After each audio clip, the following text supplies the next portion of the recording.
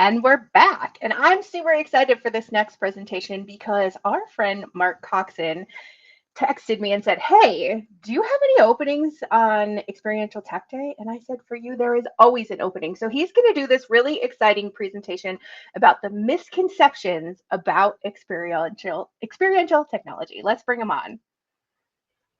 Hey, Mark. Hey, Megan, how are you? Good. I cannot wait for this presentation. So I'm just going to let you take it away and sit back. Perfect. Awesome. Well, hey, Let's everybody. Mark Coxon. I am living in this world of experience design and technology, and was super excited to see that LAVNCH was doing this day dedicated to experience, as we're talking about the way that we're moving our design in AV. And experience used to be one of those kind of flowery terms that people threw around. They were afraid of it, right? When Avixa brought experience into the industry, in its acronym, there are a lot of people who are a little tentative about experience. But I think what we've seen over the last few years, especially with everyone wanting to get back together and wanting to get back into places together, and you see things like the Eras Tour or the experience economy that's happening right now, and people are craving interaction with one another, and they're really craving ways to connect, not to just each other, but to media, to mission, to purpose, to who they want to be in life. And AV has an amazing role to play in this world of experience design and actually delivering these bespoke place-based experiences to people who are craving them. So I wanted to talk a little bit today about experience technology, but I actually think the term experience technology is a misnomer. Pop quiz, anybody know what a misnomer is? If you don't, we have a definition. Misnomer is a wrong or an accurate use of a name or term. And to use it in a sense, to call this experiential technology would be a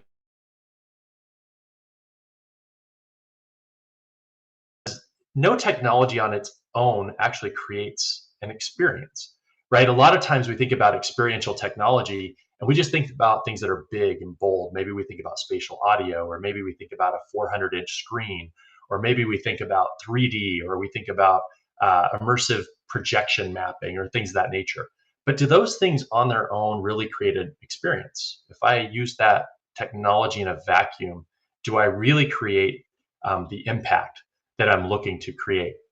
What if I said that 2 screens and a credit card reader could be an experience? Would that make sense? Would you really think of 2 basic displays and a credit card reader as experiential technology? I wouldn't, but this video might make you think a little bit differently. Since 1958, the relief organization Miserior has been creating self-help initiatives for the third world. In the fight against poverty and injustice, every euro counts, and it's clear that even small donations can make a big difference, though very few people know this. The simple solution, the one thing that people always have with them, a credit card. Last year, over 40% of all payments in Europe were made with one. With this in mind, Miserior developed the Social Swipe, the first poster that accepts credit cards. The poster makes giving easier than ever before, and you can see the results. Your donation can provide daily bread for a family in Peru, or help an imprisoned Filipino child return to a normal life, all for just €2. These unique billboards were developed together with Stripe.com, a leader in innovative payment solutions. The posters initially attracted people's attention in international airports, but stayed with them long after. When donors received their credit card statement, they were asked to turn their one-off donation into a monthly donation. It's a small gesture that makes a big difference. The Social Swipe, making giving easier than ever before. Okay, so this isn't meant to be a pull for your charitable donation or a commercial for the charitable organization that was shown in the video, although I think they both have merit for sure. But what it is meant to show is that you can use some pretty basic technology to create an experience, to create a draw for someone to come up and interact with your content and to actually do something. And so when we talk about experiential technology, we really want to think about technology in this way. So if we're thinking about experiential technology, number one, we have to get someone's attention. So that's usually where the big screen, the spatial audio, some of those big wow moments come from, but they don't always have to be these big wow moments. But we need attention. First, we need attention. We need a draw. We need a hook, right? And then we actually need to then share some information. So it goes from attention to education, to awareness, whatever that happens to be, and then from there to action, right? And because really in experience design, what we're looking for is impact and outcomes. So I tease all the time that I've traded my IO. My IO is no longer inputs and outputs. I don't care about the goes intos and go out ofs. I do at some point when we actually have to execute the vision, but my first and primary concern is not input or inputs and outputs, but is impact and outcomes. So what impact are we looking to make? And then what are we wanting people to do? Are we wanting them to change a mindset? Are we wanting them to give to a charity? Are we wanting to create this emotional appeal or this draw that then inspires action and actually gets them to do something, or maybe changes who they are or changes their viewpoint on the world? And so my favorite quote on this is by Brian Solis, who just came out with a new book, Mind Shift. I don't know Brian. I know I've talked with him a couple times on social. Seems like a great guy. I'd like to know him better. But he's a writer. His new book is Mind Shift. Experience is an emotional reaction to a moment in time. And I loved this because I think we fumble a lot with what experience could be. And I think this really plays on even the Maya Angelou quote that we're all probably very familiar with, that people will forget what you said and what they saw, but they won't forget how you made them feel, right? And I think that's a really important thing to remember when we're talking about experience design, because really what we're looking for, and as we think about the reactions we want in people, we really want to go from wow. Most people start with wow. They have this wow moment that they want to do. And yeah, I'm sorry, I skipped ahead. But they have this wow moment. We had two people fumbling the experience here in the background. My fault. But we really want to go from this wow moment. Like, you get someone's attention, something's big, it's bold. You have billboard advertising, 2 or 3 words, that 8-second attention span to really draw someone in and make them look up from their phone or look away from what they're doing. Say, wow, that's really cool. But the point is, we want to take them from that wow moment to whoa, to insightful action. Like, I really need to do something about this, right? So we want to make sure that we're getting to the point where, like, wait, this requires me to actually be an active participant in this experience in order for it to come to fruition. It's not a show that I watch, but it's something I'm involved in. And I think if we really think about that from the side of experience design and thinking about experience technology, really what we're looking for is, how are we creating transportive narrative, right? Like, how are we creative narrative transportation? How are we putting the person that's watching or taking in that experience into the main starring role, into the hero role of the story? And that's really where we start to get an immersive experience that people will share, that they'll be able to take with them when they leave, and that will actually create the impact that we want as an organization, as a charity, etc. So as I talk about that, let me give you an example of one place where a customer came to us looking for a technology solution, and we're able to reframe kind of that conversation through the lens of experience to really find out exactly what they were trying to do.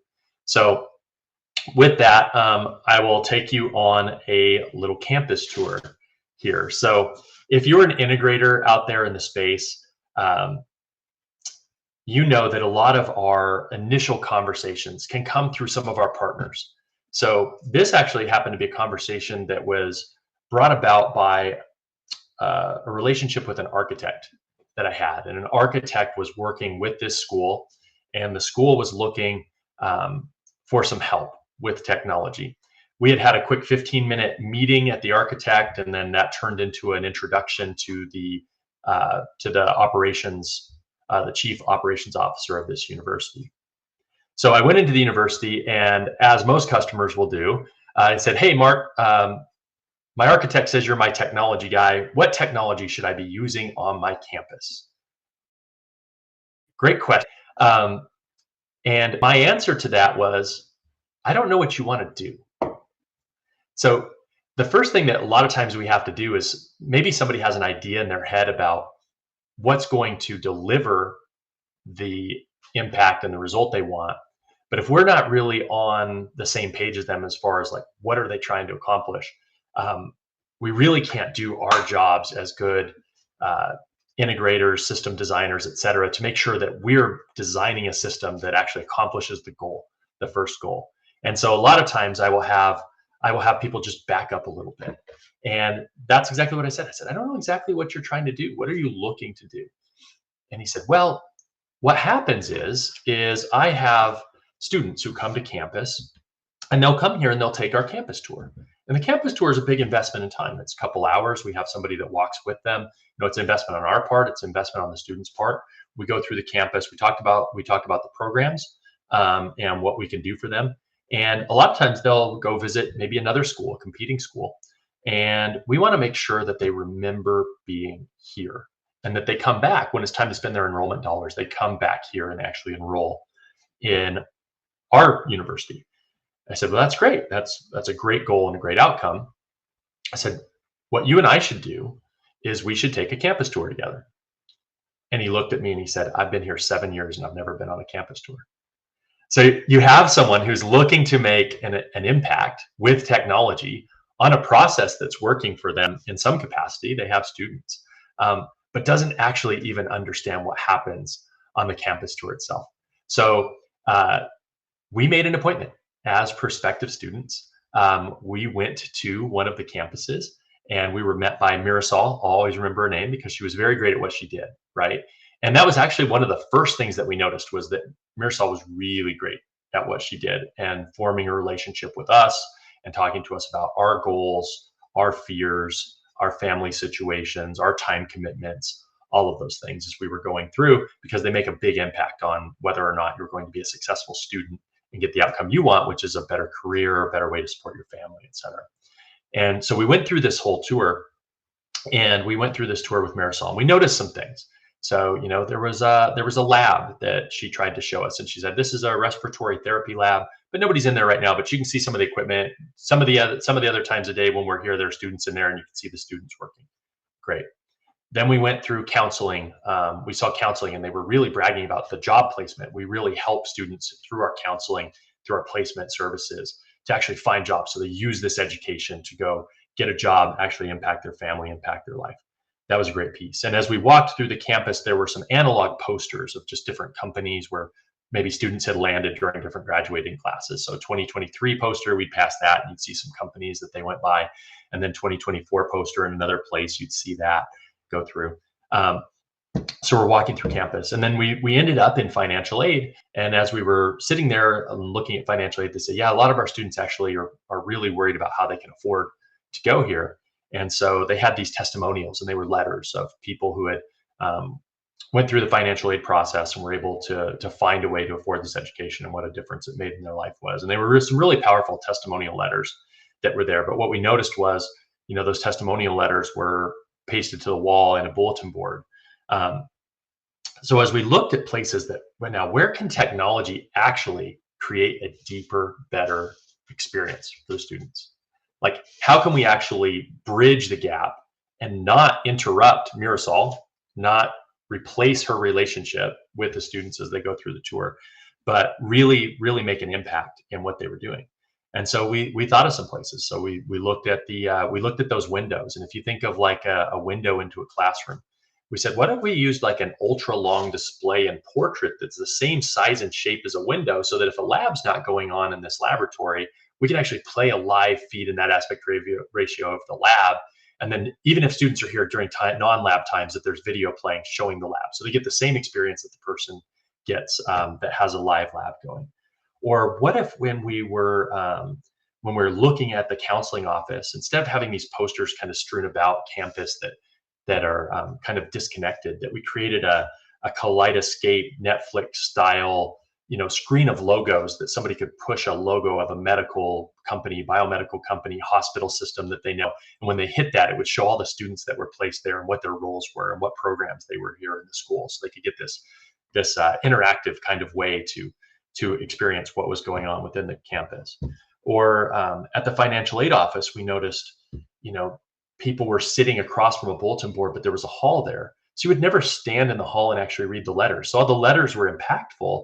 There was no way to read them from the place that you were actually waiting. So what if those were audible? What if those were audio testimonials that were just playing softly with, boundary speakers over those chairs so that you could hear these testimonials of students and not have to feel like you're impeding the hallway as you're standing up and reading these letters.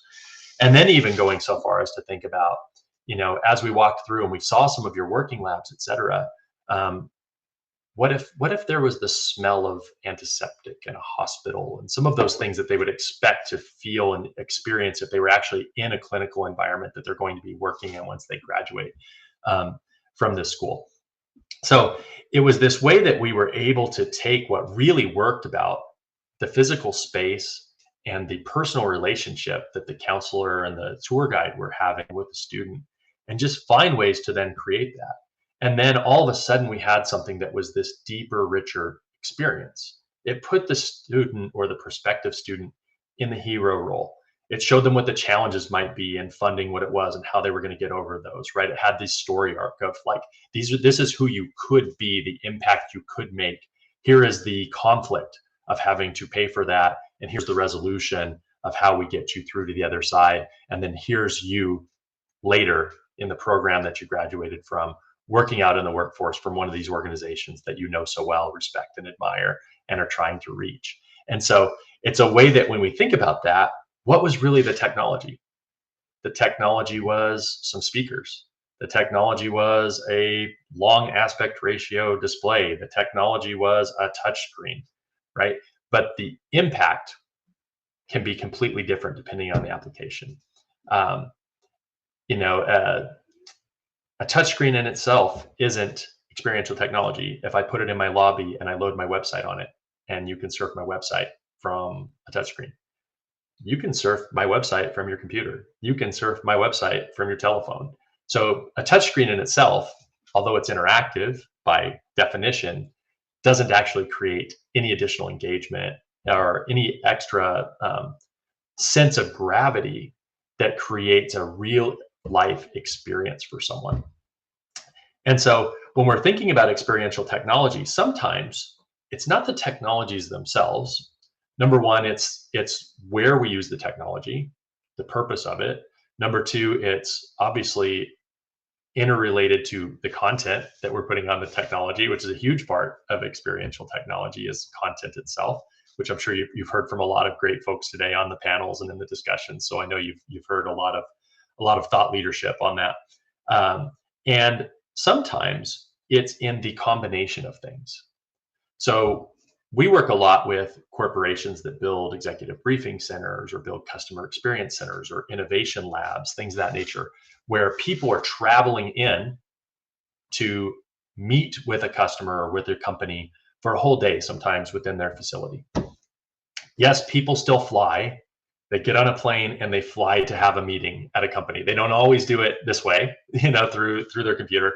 For really important meetings or for things that are intangible, for things that have impact, people are still wanting to travel, meet face to face, and co-create solutions with each other. And so these experience centers are starting to become more and more popular out in the space with many of the companies that we work with or work for.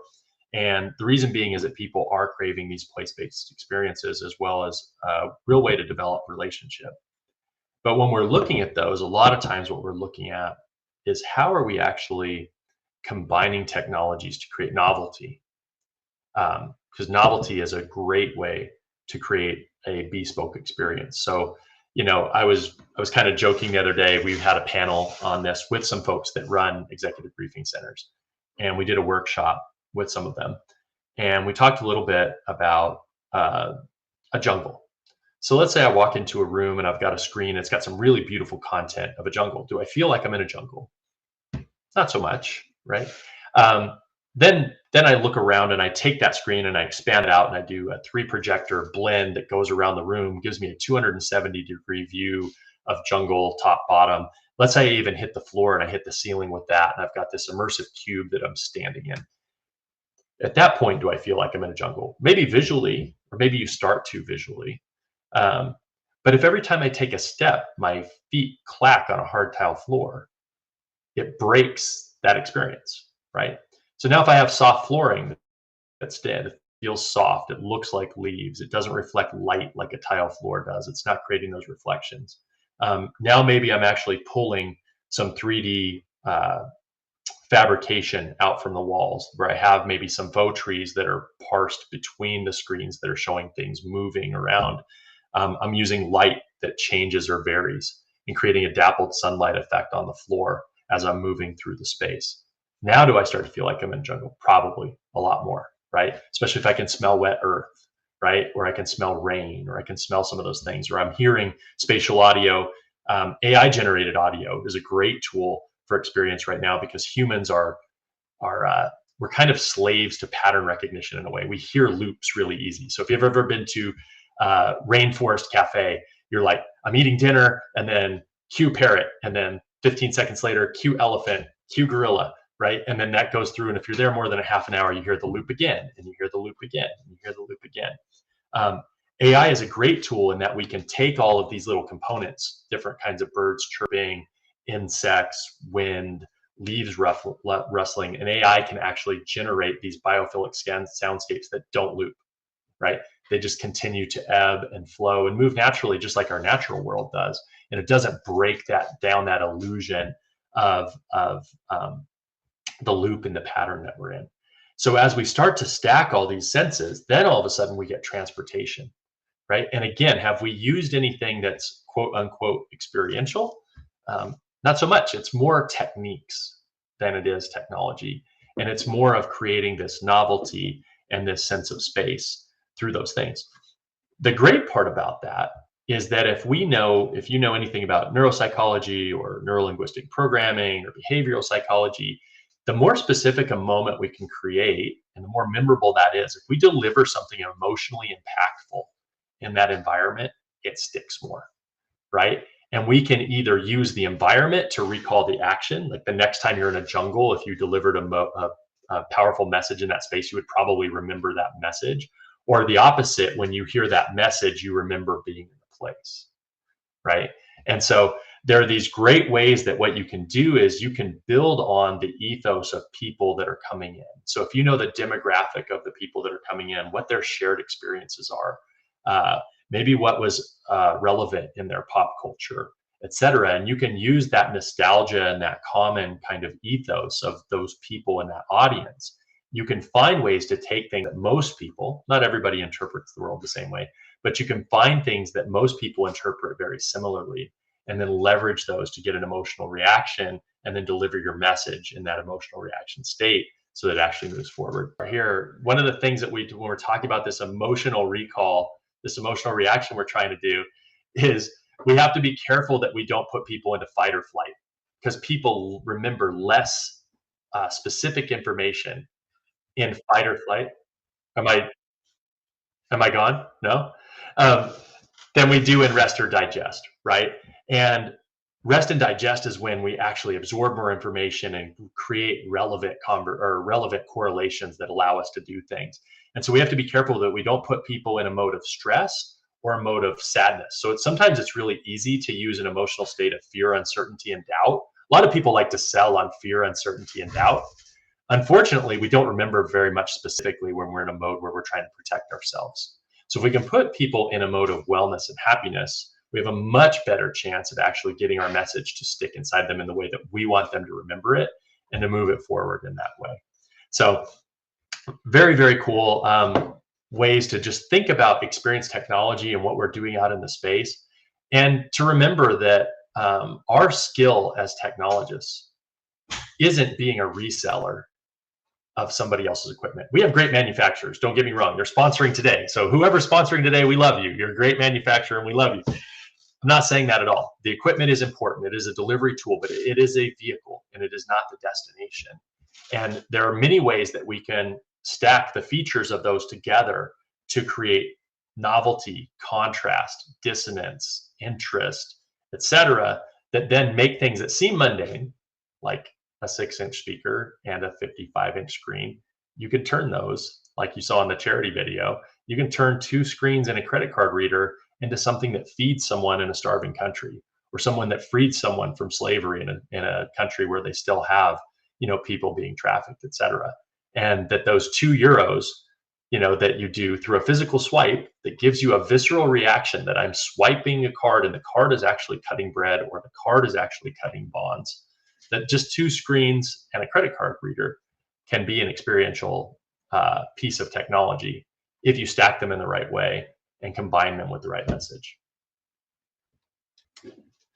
All right. I think that's all I have, Megan. I know I froze for a minute. I apologize. The world of internet.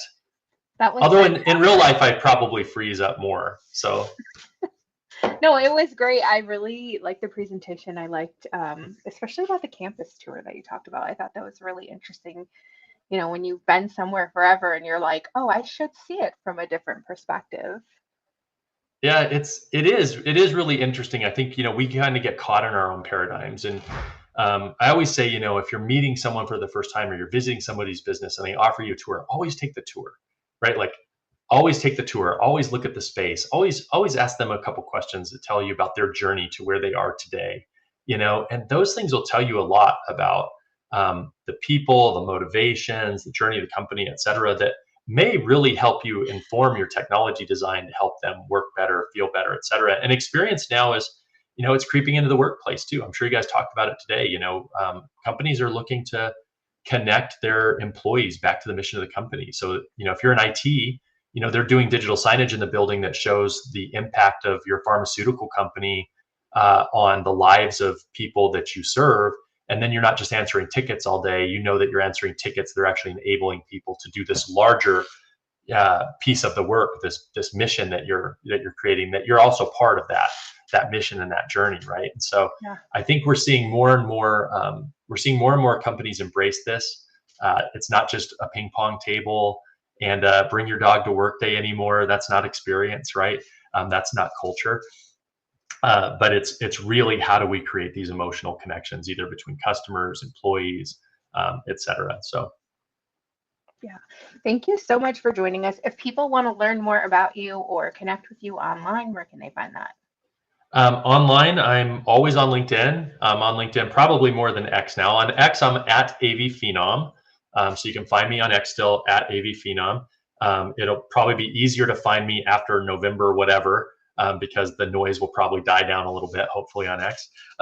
LinkedIn, I am Mark Coxon on LinkedIn. If you just type in my name on LinkedIn, I'll probably be the first hit there. And then if you want to see what we're up to at my company, I'm at avispl.com, and then you can hit /XTG for Experience Technology Group, and you'll see a whole bunch of the cool stuff that we get to work on my team. And Mark writes for both Launch Code and rAVe Pubs, so be sure to go on the sites and check out his latest thoughts.